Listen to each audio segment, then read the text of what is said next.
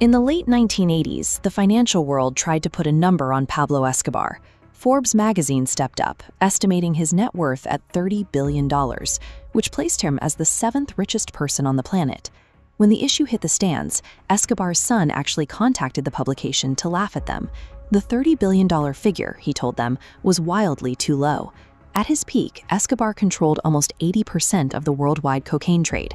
That volume generated $60 million every single day. Today, a tech billionaire's wealth exists on digital ledgers. Escobar's $20 billion in annual income had no legal banking system. Every single dollar had to be stored as a physical paper banknote. Making the money was the easy part. Managing tens of thousands of pounds of illegal paper cash quickly became an impossible logistical nightmare. The first challenge was simply getting the sheer physical weight of the cash out of consumer markets and back into the mountains of Colombia. The cartel purchased a Learjet for one highly specific purpose: flying payloads of up to $100 million in bundled bills back home on every single trip. The immense weight of the money severely limited the plane's range. To solve this, Escobar bought an entire island along the flight path, converting it into a private, highly secure refueling pit stop just to keep the cash supply chain moving. Once the money arrived, it had to be bound and sorted. The cartel spent $2,500 every month on rubber bands alone. With warehouses overflowing, billions were buried in farming fields, cellars, and shallow graves. The natural dampness of the earth destroyed massive amounts of paper, but the biggest threat was local wildlife. Rats chewed through roughly $500 million of Escobar's fortune every year. Total spoilage reached nearly $1 billion annually. When an illegal enterprise scales to the billions, nature itself collects a heavier tax than any government. With piles of cash rotting in the ground and bank deposits completely out of the question, Escobar had to find ways to spend enormous sums physically, locally, and quickly. He purchased 20 square kilometers of land and built a sprawling private estate, complete with a massive zoo populated by exotic animals flown in from across the globe. He started dropping astronomical amounts of cash on highly specific whims. He paid handlers a full $1 million strictly to train a flock of Himalayan egrets to roost in one single specific tree on his property. $100 bills became as common as household napkins. At his children's birthday parties, the piñatas weren't filled with candy. They burst open to shower the kids with wads of cash. Building private zoos and stuffing piñatas with bills were the bizarre symptoms of a very real problem. When infinite cash cannot legally enter the economy, it spills over into absurd domestic spending.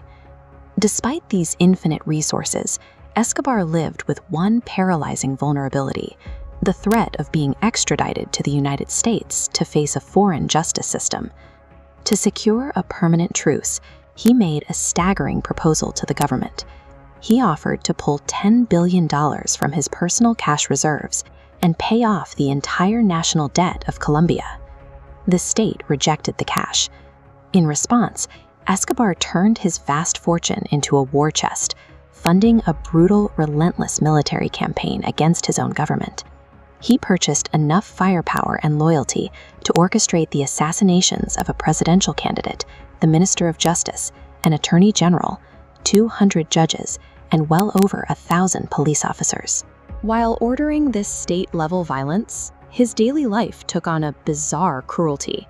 He asked a subordinate for a cup of coffee, discreetly slipped an Alka-Seltzer into his mouth, and violently foamed at the lips. As his guards tied up the terrified man at gunpoint, Escobar would sit back and laugh at the fake poisoning.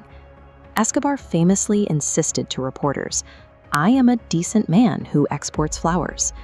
In reality, the immense gravity of his oath required a permanent state of terror to protect it. The war eventually isolated him, forcing Escobar to abandon his expansive luxury estates for the dense, chaotic neighborhoods of Medellín. The man who once bought a private jet exclusively to transport his cash was reduced to hiding in plain sight, personally driving a public city getaway bus just to slip between safe houses unnoticed. During a desperate stint hiding deep in the jungle, the temperature dropped. To keep his daughter warm through the night, he threw $2 million of unbankable physical cash straight into a campfire. His run ended in 1993 in a violent rooftop shootout, concluding what the United States government classified as the largest manhunt in history. Escobar accumulated more money than he could ever possibly spend, bank, or hide. In the end, the sheer crushing physical weight of those illegal billions ensured he could never buy a moment of peace.